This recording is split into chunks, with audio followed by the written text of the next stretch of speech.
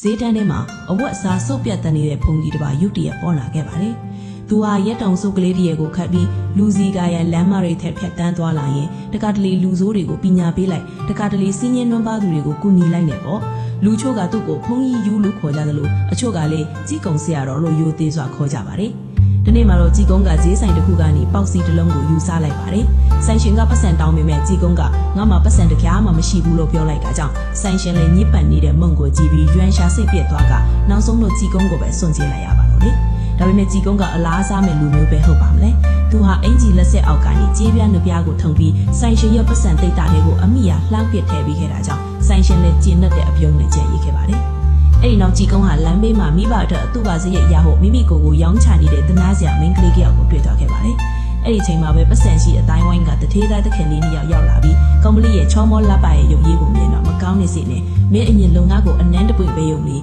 ဒါဆိုရင်ငါမင်းကိုငွေတင်က10ပြားနဲ့ဝယ်လိုက်မယ်ဆိုပြီးလာရောက်နှော့ရှက်စော်ကားပါတော့လေ။ဒါတွေအားလုံးကိုဘေးကနေအကဲခတ်နေတဲ့ကြီးကုန်းကဒီလူရုပ်နှစ်ယောက်ကိုပညာပေးဖို့ချက်ချင်းပဲဆုံးဖြတ်လိုက်ပါတယ်။သူဟာစားလက်စားမှုကိုရွှေလိတ်တကောင်အဖြစ်ဖြန့်စင်းလိုက်ပြီးသူတို့ရှေ့ကနေဖလက်လျှောက်သွားရင်အော်ရောင်းကစားမိအောင်များလိုက်ပါတယ်။မျောလင့်ထားတဲ့အတိုင်းပဲအဲ့ဒီနှစ်ယောက်ကအကွက်ထဲဝင်သွားပြီးကြီးကုန်းခေါ်တဲ့ငွေတင်က300ကိုအသေးအလဲစီးစစ်ပြီးငွေတင်က100နဲ့ရွှေလိတ်ကိုအတင်းဝယ်ယူလိုက်ကြပါတယ်။ရွှေစင်မှုမဟုတ်သွားနဲ့ကြိုက်ကြည့်တဲ့အခါမှာရွှေစင်အစ်စ်ဖြစ်နေတာကိုသိလိုက်ရတာကြောင့်သူတို့နှစ်ယောက်ကအမျက်အကြီးကြီးရသွားပြီးအမှန်နဲ့ပါဆောင်စီနေအောင်ရေမောနေကြတော့တာပေါ့။ဒါပေမဲ့အင်္ဂပြန်လန်းဟာတော့လက်ထဲကရွှေလိတ်ကရုတ်တရက်ပေါက်စီအဖြစ်ပြန်ပြောင်းလဲသွားခဲ့ပါတော့လေ။တွင်းထဲမှာတော့စာတန်းလေးတစ်ခုကိုရေးထားပါတယ်။အဲ့ဒါကမိမငယ်လေးကိုနှောက်ယှက်စော်ကားတဲ့အတွက်ထံတွေတရားတဲ့။အခြားတစ်ဖက်မှာတော့ကြီးကုန်းကရလာတဲ့ပတ်စံအားလုံးကိုကောင်ပလီစီအဲ့နိုင်ခဲ့ပြီးသူမရဲ့ဖခင်ကိုတင်ကိုဖို့ကူညီပေးခဲ့ပါတယ်။စိတ်ထားကောင်းတဲ့ကောင်ပလီကပိုးတဲ့ပတ်စံတွေကိုကြီးကုန်းစီဖန်ပေးဖို့လုပ်ပေးမယ်။ကြီးကုန်းကဒီပတ်စံတွေကိုခံယူသွားပြီးမင်္ဂလာဆောင်အတွက်ပြင်ဆင်မှာ